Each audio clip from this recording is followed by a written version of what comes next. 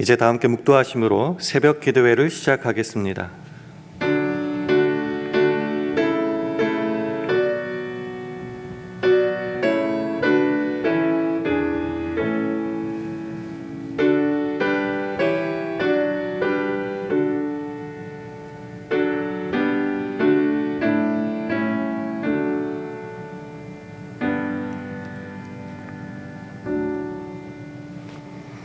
여호와는 내게 복을 주시고 너를 지키시기를 원하며 여호와는 그 얼굴로 내게 비치사 은혜 베푸시기를 원하며 여호와는 그 얼굴을 내게로 향하여 드사 평강 주시기를 원하노라.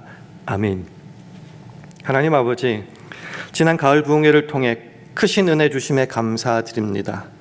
또한 우리에게 주신 은혜를 힘입어 살 수 있는 새 날과 건강 허락하심도 감사드립니다. 우리를 복주시고 지켜주시고 은혜 베푸시기를 원하시는 주님으로 인하여 우리 가운데 주님의 평강이 오늘 하루도 충만하기를 원합니다. 그저 내 몸이 편하고 아무런 어려움 없이 만족하는 정도를 넘어서서 하나님과 이웃과의 올바른 관계를 통해서 오는 그런 온전함을 오늘도 허락하여 주옵소서. 그리하여 우리를 부르시는 그날까지 이 온전함을 잘 유지하여 샬롬의 평강을 항상 누리기를 바랄 때에 예수님 이름으로 기도합니다. 아멘. 다 함께 찬송가 493장 부르시겠습니다.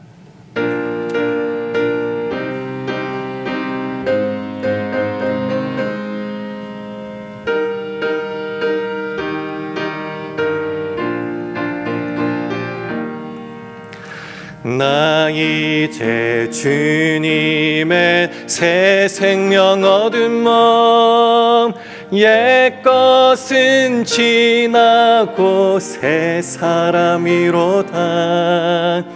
그 생명 내 맘에 강같이 흐르고 그 사랑 내게서 해같이 빛난다.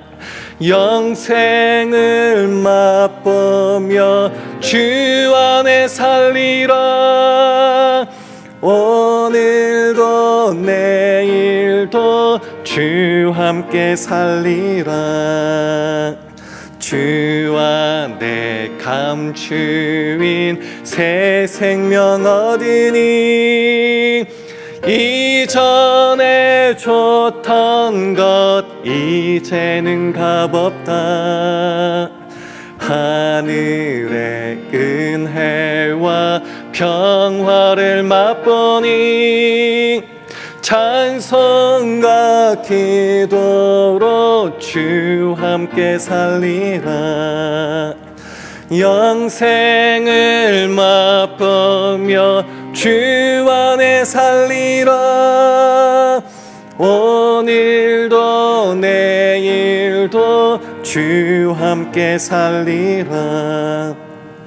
산천도 조목도 새 것이 되었고 죄인도 원수도 친구로 변한다.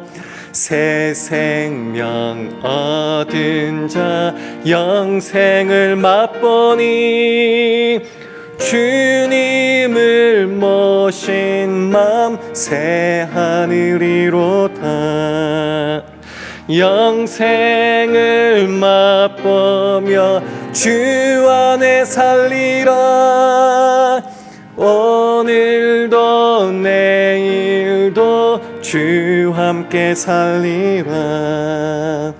주 따라가는 길 험하고 멀어도 찬송을 부르며 뒤따라가리라. 나 주를 모시고 영원히 살리라. 날마다 섬기며 주 함께 살리라. 영생을 맛보며 주 안에 살리라. 오늘도 내일도 주 함께 살리라. 아멘. 하나님의 말씀은 누가복음 1장 28절 말씀입니다. 신약성경 87면 누가복음 1장 28절 말씀을 다 함께 봉독하겠습니다. 누가복음 1장 28절 말씀 다 함께 봉독합니다. 시작. 그에게 들어가 가로되 은혜를 받은 자여 평안할지어다. 주께서 너와 함께 하시도다 하니. 아멘. 할렐루야. 월요 새벽기도 나오신 여러분들을 주님의 이름으로 환영하고 축복합니다. 우리 주위 분들과 샬롬으로 인사하는 시간 가지겠습니다. 샬롬. 샬롬. 하나님께서 우리 샬롬교회를 사랑하여 주셔서 양한갑 선교사님을 모시고 6번의 말씀의 잔치를 벌였습니다. 하나님께서 허락하신 놀라운 은혜가 우리 가운데 충만하게 이루어질 줄 믿습니다. 여러분 은혜 많이 받으셨습니까? 가을 부흥회를 우리가 마치면서 많이 했던 말 중에 하나가 참 은혜 많이 받았습니다. 하나님의 은혜가 큽니다. 이런 인사였습니다. 그 은혜라는 말은 헬라어로 우리가 잘 알듯이 카리스라는 말입니다. 원래 기본적인 뜻은 호의, 축복, 친절 이런 말입니다. 영어로 하자면 favor, blessing 아니면 kindness 이런 뜻입니다. 근데 이 은혜가 하나님과 이렇게 연결돼서 결합해서 할 때 이제 더 큰 의미가 되는 거죠. 자격 없는 우리에게 하나님께서 큰 선물을 허락하시는 것. 이제 이게 카리스 은혜가 되는 겁니다. 죄로 죽을 수밖에 없는 우리들. 그래서 죄에 합당하게 처리받아야 되는데 받을 자격이 없는 그런 우리들에게 오히려 축복하기를 원하시고 그렇게 해주시는 것, 이게 하나님의 은혜입니다. 사실 우리의 삶을 바라보면은 하나님의 큰 선물을 받을 자격은 없지만은 이번 집회를 통해서 우리에게 큰 선물을 주셨으니 하나님의 은혜가 큽니다. 은혜 많이 받았습니다. 이제 이렇게 되는 거죠. 이 은혜의 가장 클라이막스가 어디냐? 우리가 잘 알다시피 우리 죄를 구속하기 위해서 이 땅에 오신 바로 예수 그리스도라는 겁니다. 에베소서 2장 8절 말씀을 화면을 통해서 함께 읽도록 하겠습니다. 시작. 너희가 그 은혜를 인하여 믿음으로 말미암아 구원을 얻었나니 이것이 너희에게서 난 것이 아니요 하나님의 선물이라. 은혜를 받을 자격이 없는 인간에게 하나님이 가장 큰 선물, 은혜를 주셨다. 그게 바로 예수님, 그 십자가의 구속 은혜 아니겠습니까? 은혜를, 그 선물을 받을 때에 하나님과 우리와의 관계가 깨어지고 막혔던 그 관계가 바로 되고 회복되게 되는 거죠. 그래서 그 은혜가 넘칠 때, 그래서 하나님과의 관계가 비로소 정상으로 돌아왔을 때에 자연스럽게 비로소 누리게 되는 게 뭔가? 그게 하나님이 주시는 평강, 평안, 샬롬이라는 거죠. 우리가 오늘 읽었던 본문 말씀에도 이 은혜와 평강이 함께 나오게 되는 겁니다. 다시 한번 누가복음 1장 28절 함께 읽겠습니다. 시작. 그에게 들어가 가로되 은혜를 받은 자여 평안할지어다. 주께서 너와 함께 하시도다 하니. 시작 질문을 이렇게 해봤으면 좋겠습니다. 은혜를 받으면, 하나님의 크신 은혜를 받으면 진짜 평안한가? 여러분 어떻게 생각하십니까? 은혜를 받으면 평안합니까? 오늘 먼저 본문의 내용을 좀 살펴보면 천사 가브리엘이 처녀 마리아에게 나타납니다. 그리고 우리가 잘 아는 수태고지라는 걸 하게 되죠. 무슨 말인가? 남자를 알지 못하는 처녀에게 가서 천사가 하는 말이 너 이제 잉태할 거다. 아기 예수를 낳게 될 것이다. 그래서 너는 은혜를 입었고 그래서 너는 평안하라 이렇게 말하는 겁니다. 우리가 잘 알다시피 유대 사회에서 처녀가 잉태한다는 것은 돌로 쳐 맞을 짓이죠. 여러분이 처녀 마리아라고 생각하실 때 그 돌 맞을 일이 나에게 일어나서 너 참 은혜 받았다 평안하라 하고 하면은 여러분에게 그게 은혜가 됩니까? 만약에 그 뒤로 임신하게 될 때 그 9개월 동안 여러분은 평안할 수 있습니까? 부흥회를 지나면서 우리가 은혜 많이 받았다고 할 때 그 가장 기본적인 뜻은 이럴 거예요. 눈물 많이 흘렸습니다. 감동 많이 받았습니다. 문제가 해결되었습니다. 상황이 좋아졌습니다. 그 시끌벅적하던 내 마음이 머리가 평안해졌고 아무 걱정 없이 사라져 버렸습니다. 이게 우리가 흔히 생각하는 은혜 받았다라는 말이죠. 인간 편에서 가지는 자기 만족과 어떤 것들, 그를 통해서 받는 큰 선물이라고 생각합니다.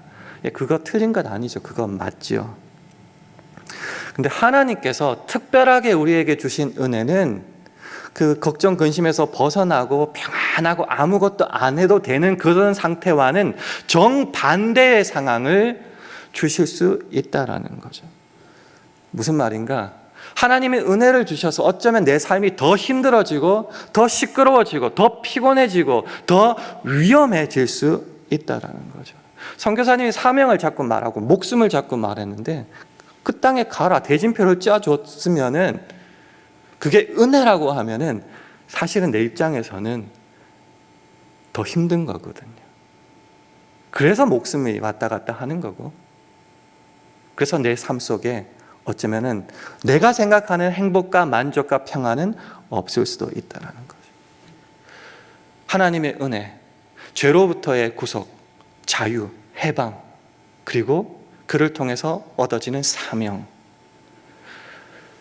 말로는 은혜라고 말을 하고 기쁘다고 말하지만은 그거는 살아내야 되는 거잖아요.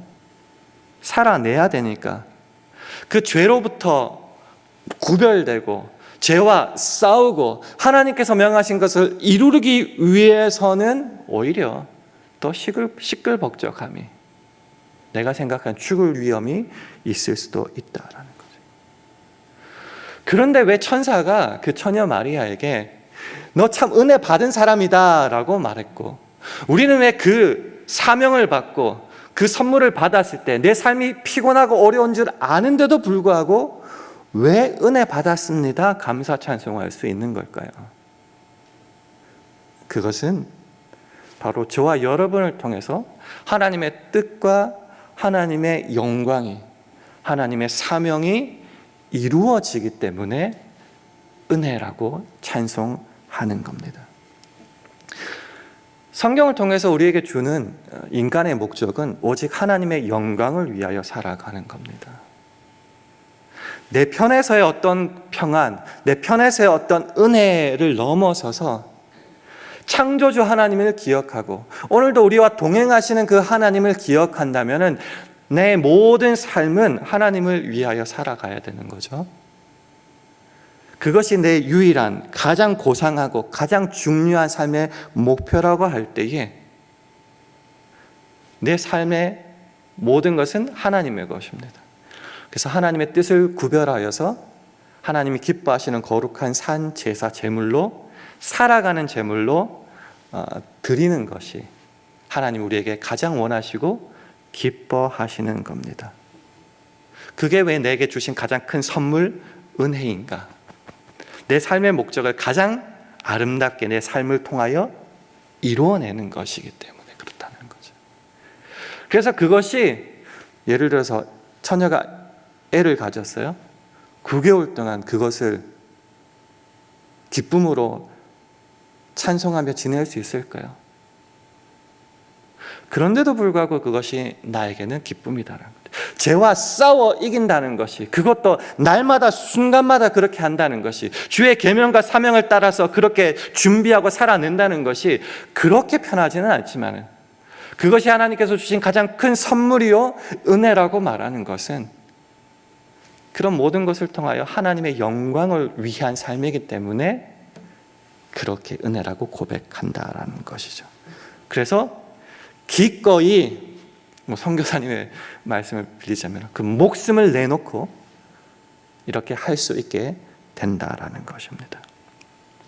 여기까지 생각하면 참 억울한 인생이죠. 나 혼자 눈물 흘려야 될 것 같고, 나 혼자 이 아기를, 하나님께서는 천사를 통해 음성을 들려주셨지만 이게 정말 부끄럽고 우리 집안의 문제일 수도 있는 건데, 죄와 싸운다는 것이 해보니까 그렇게 쉽지 않고 자꾸 넘어졌다 일어서고 자꾸 기도해야 되고, 그렇지 않으면 순간순간 넘어질 수밖에 없는데 왜 이것이 내게 가장 큰 선물이고 기꺼이 이 길을 가는가? 억울하다, 속상하다. 이게 뭔가? 예수 믿으면 더 피곤한가? 근데 은혜를 주신 자에게는 하나님의 놀라운 더 큰 선물이 있다라는 거죠. 나 홀로 감당하는 것이 아니라 바로 주님이, 그 은혜를 주신 주님께서 은혜를 준 그 사람과 함께 하신다는 거죠. 그래서 오늘 본문 말씀에도 은혜를 받은 자여라고 한 다음에 그 다음에 말이 어떻게 이어지죠? 평안할지어다. 그 다음 말이 주께서 너와 함께 하시도다. 아기를 가졌다면 그렇게 속상하고 부끄럽고 비참하고 어떻게 될지 모르겠다고 생각할 수 있지만 걱정하지 마라, 평안할지어다. 왜? 그 은혜를 주신, 그 사명과 선물을 주신 하나님이 언제나 너와 함께 하시기 때문이다라는 거죠. 하나님 정말 우리와 함께 하십니까? 구약에서부터 이어진 것이죠. 신약에도 너무너무 정확하게 그것을, 우리 함께 하시는 주님을 말씀해 줍니다. 왜요? 예수님이 우리와 함께 하시는 분이기 때문입니다. 마태복음 1장 23절 말씀 화면을 통해서 함께 읽습니다. 시작. 보라, 처녀가 잉태하여 아들을 낳을 것이요 그 이름은 임마누엘이라 하리라 하셨으니, 이를 번역한즉 하나님이 우리와 함께 계시다 함이라. 내가 아기를 가져요. 처녀인데도 걱정되고 두려워요. 그러지 말, 평안할지어다 말하는 것. 왜요? 하나님이 함께 하시니까요. 어떻게 할 수 있냐고요? 그 뱃속의 아기가 임마누엘, 하나님이 우리와 함께 하시는, 내가 임신하는 것은 하나님의 뜻을 이루는 것, 그렇게 되는 거죠. 은혜를 주신 하나님은 그 은혜를 온전하게 그 사람이 감당할 수 있도록 내버려 두시지 않고 함께 하신다는 거죠. 함께 하시니까 고로 주님의 평안을 비로소 누리게 되는 겁니다. 평안해라, 평안해라. 아무것도 안 주고 아무 사인도 없이 평안해, 평안해, 평안해 한다고 평안할 수 있습니까? 그러나 하나님은 그렇게 굳이 하지 않아도 하나님의 평안을 누릴 수 있도록 늘 함께 하신다는 거죠. 우리 교회가 샬롬 교회 아닙니까? 샬롬. 이게 평안이라는, 평강이라는 히브리 아닙니까? 그래서 1차적인 평안, 샬롬의 의미는 우리가 생각하기에는 평온한 감정, 평안한 것, 근심, 걱정, 싸움, 갈등이 없는 것, 피스. 이게 샬롬이죠. 그러나 샬롬의 가장 근원적인, 어원적인 의미는 뭐냐고 하면요, 온전함입니다. 온전함. 영어로 굳이 표현하자면 wholeness, W-H-O-L-E-N-E-S-S. wholeness, 온전함이. 신약 성경에도 말하죠. 하늘 아버지가 같이 너희도 온전하라 말씀하시죠. 그 온전함이 바로 샬롬입니다.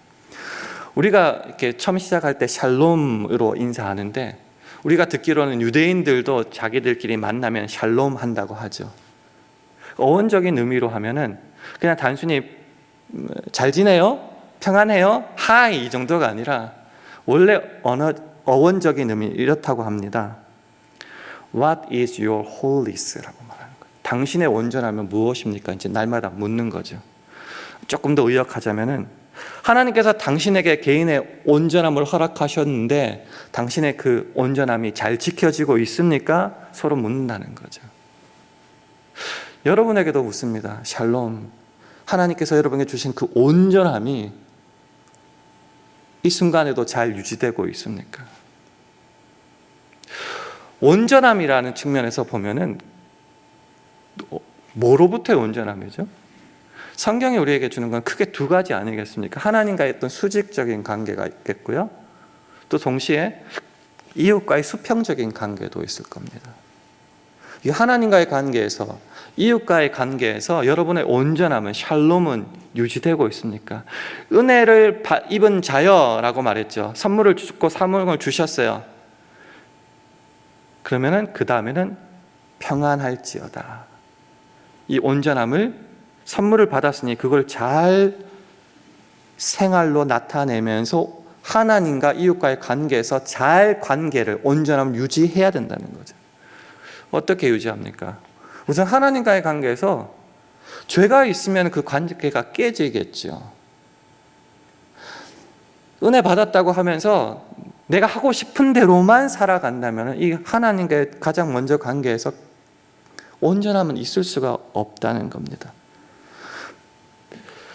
사단과 피 흘리기까지 싸워야 되는 우리의 입장이라면은 적당히 타협하고 적당히 눈 감아주고 하는 데서는 이 온전함, 샬롬이, 은혜를 입은 자가 이 샬롬을 유지할 수 없다라는 거죠. 이 관계는 한 번 눈물을 흘리고 한 번 기도하고 한 번 예배 드린다고 되겠습니까? 아니라는 거죠. 항상 기도하라는 말씀처럼 이 온전함을 항상 유지하기 위해서는 늘 깨어 기도하고 찬송하며 말씀을 가까이 해야겠죠. 죄와는 싸워야겠죠. 그리스도의 선한 군사가 되어야겠지요. 그러니까 이 관계 샬롬을 잘 유지한다면은 그런 하나님과의 관계에서 온전함을 날마다 유지해야 된다는 거죠. 그리고 우리는 여기에 많은 집중을 하게 됩니다. 아니면 여기에만 100% 신경 쓰게 될지도 모르겠습니다.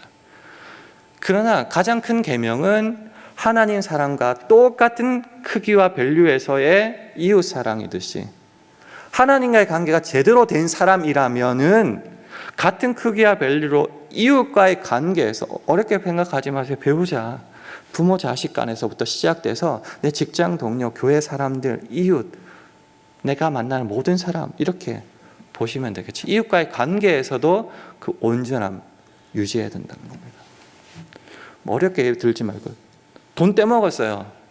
하나님께 회개 기도했어요. 그리고 가만히 있어요. 그럼 그 이웃과의 관계에서 온전함이 유지되겠습니까? 대판 욕하고 싸웠어요. 하나님께 기도했어요. 그 사람과는 아무런 말도 없고 인사도 안 해요. 그러면 온전함이 이루어지지 않는다는 거죠. 이웃을 섬기고 대접하고 이런 것만 생각하지 마시고요. 관계가 깨어진 게 있으면 관계를 온전하게 유지하기 위해서, 샬롬을 유지하기 위해서 노력해야죠. 찾아가야죠. 걔가 먼저 나와야 된다고요. 예수님은 아무 죄도 없고 우리가 죄를 용서해달라고 말하기도 전에, 우리가 아직 죄인 되었을 그때에 이 땅에 찾아오셔서 먼저 십자가에 죽으시지 않으셨습니까? 그 사랑을 받은 자답게 힘입어 사랑하라고 말씀하시지 않았습니까? 이웃과의 관계에서도 온전함을 놓쳐서는 안 된다는 거죠. 그게 무슨 말인가?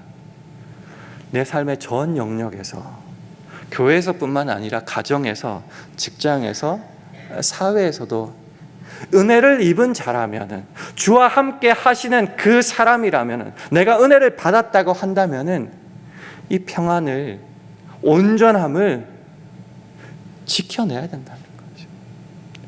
그래서 오늘 본문을 보면요, 되게 재미있습니다. 은혜를 입은 자여 평안할지어다 명령령입니다. 이 온전함은, 이 샬롬은, 이 평안은 가만히 있어도 하나님이 알아서 어우 착하지 다 주고, 들어 누워 있는데 억지로 일으켜서 밥 떠먹여 주는 것이 아니라 네가 이것을 유지하도록 살아라라는 명령형이라는 것이죠. 싸워 이겨야 될 때가 있고 피 흘리기까지 해야 될 때가 있고 굳이 하기 싫은데도 굽혔던 무릎을 일으켜 세워서 먼저 가야 될 때가 있다라는 것이죠. 즉 거저 주어지는 것이 아니다. 은혜는 선물이죠. 잊어버렸던 은혜를, 구원을, 그 사명을, 확신을 다시금 주시고 눈물을 흘리고 마음이 뜨거워지고, 그럼 이것을 가지고 잘했다, 시원하다 끝내시렵니까? 너 아기를 가질 거다, 네, 아멘, 끝내는 게 아니라 아기를 가지게 되고 성령으로 잉태해서 9개월 동안 그 아기를 품어야 된다는 거죠. 그게 명령형이라는 거죠. 그럴 자신은 있으십니까? 그런 의미에서 목숨을 걸어야 되고 힘써야 된다라고 말씀하시는 줄 저는 그렇게 개인적으로 해석합니다. 말씀을 맺겠습니다. 잘은 모르겠지만은 많은 분들이 오셨고 시간마다 눈물을 흘리셨고 가슴에 뜨거움이 있었고 잃어버렸던 그 믿음과 열정을 회복하셨을 겁니다. 은혜 받았다. 그저 내 한 몸 편안하고 눈물 흘렸고 북받쳐 오르는 그 눈물을 흘렸다 정도를 넘어서서 나를 통해서 하나님이 어떤 뜻을 가지고 있는지를 확인했다는 거죠. 새 생명을 얻었고 새 사명을 얻었다는 거죠. 그 선물을 받았으니 어떻게 해야 된다고요? 그것도 주신 뿐만 아니라 이제까지 내가 눈 돌리고 앉아있고 누워 잘 그때에도 하나님이 나와 함께 하셨음을 그렇게 절절하게 깨닫게 해주셨으니 그 다음에 평안할지어다. 하나님과의 온전함, 이웃과의 온전함을 내 남은 삶을 통하여 살아내리라. 한 번이 아니라 나를 부르시는 그날까지 내가 살아내리라 결단하고, 결단은 쉬운데요, 살아내는 게 더 힘들죠. Living sacrifice. 한 번 죽고 끝내면 제일 속 편하겠는데 날마다 죽지 않고 제물로 계속 드려야 된다는 거죠. 그래서 살아가는 제물이라는 거죠. 그것도 하나님과의 관계뿐만이 아니라 이웃과의 관계에서도 샬롬, 온전함을. 그래서 우리가 날마다 샬롬으로 인사할 때마다 내 온전함은 제대로 지켜지고 있는지, 내 옆에 사람의 온전함은 제대로 지켜지고 있는지 서로 격려하고 확인해 준다는 거죠. 이런 믿음과 확신이 있을 때에 우리의 삶은 흐트러지지 않을 겁니다. 우리의 삶은 날마다, 나는 선교사가 아니지만 선교사적 사명을 띠고 하루하루를 살아갈 수 있을 겁니다. 그래서 주님께 나아가기 바로 직전 우리는 사도 바울과 같은 이런 고백을 할 수 있을 겁니다. 디모데후서 4장 7절 말씀 우리 함께 읽겠습니다. 시작. 내가 선한 싸움을 싸우고 나의 달려갈 길을 마치고 믿음을 지켰으니 은혜를 입은 자가 그 평안함을 평생의 삶을 통하여 지켜냈다라는 멋진 고백인데, 이 고백이 저와 여러분의 것이 되기를 주님의 이름으로 축원합니다. 기도하겠습니다. 함께 기도하실 때 주님, 오늘 하루도 주님 주신 은혜를 통해 샬롬의 온전함이 우리 삶에 이루어지게 하여 달라고 기도해 주시기 바랍니다. 우리의 교회와 가정, 직장과 사업, 자녀들을 붙잡아 주셔서 믿음 안에 선한 싸움을 싸우고 그 믿음에 달려갈 길을 다 마칠 수 있도록 주여 힘과 능력과 믿음과 지혜를 더하여 달라고 기도해 주시기 바랍니다. 오늘 하루도 오직 성령의 능력으로 행하게 하옵소서. 우리 이런 기도 제목을 가지고 합심하여 기도하겠습니다.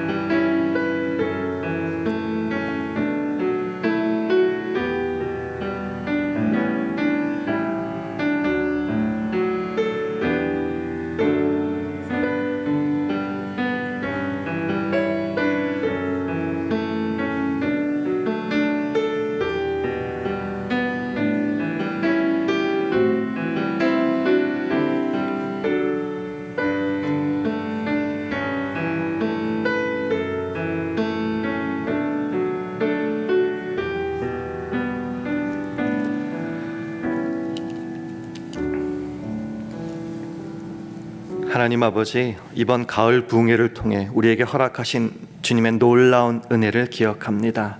그 은혜를 잘 간직하여 우리 삶으로 드리는 거룩한 제사를 통해 우리 삶의 모든 영역에서 주님의 온전함이 드러나고 유지되게 하셔서 우리를 통해 주의 모든 사람들이 하나님을 보게 하여 주옵소서. 예수님 이름으로 기도합니다. 아멘. 하늘에 계신 우리 아버지여, 이름이 거룩히 여김을 받으시오며 나라 임하옵시며 뜻이 하늘에서 이룬 것 같이 땅에서도 이루어지이다. 오늘날 우리에게 일용할 양식을 주옵시고 우리가 우리에게 죄 지은 자를 사하여 준 것 같이 우리 죄를 사하여 주옵시고 우리를 시험에 들게 하지 마옵시고 다만 악에서 구하옵소서. 대개 나라와 권세와 영광이 아버지께 영원히 있사옵나이다. 아멘.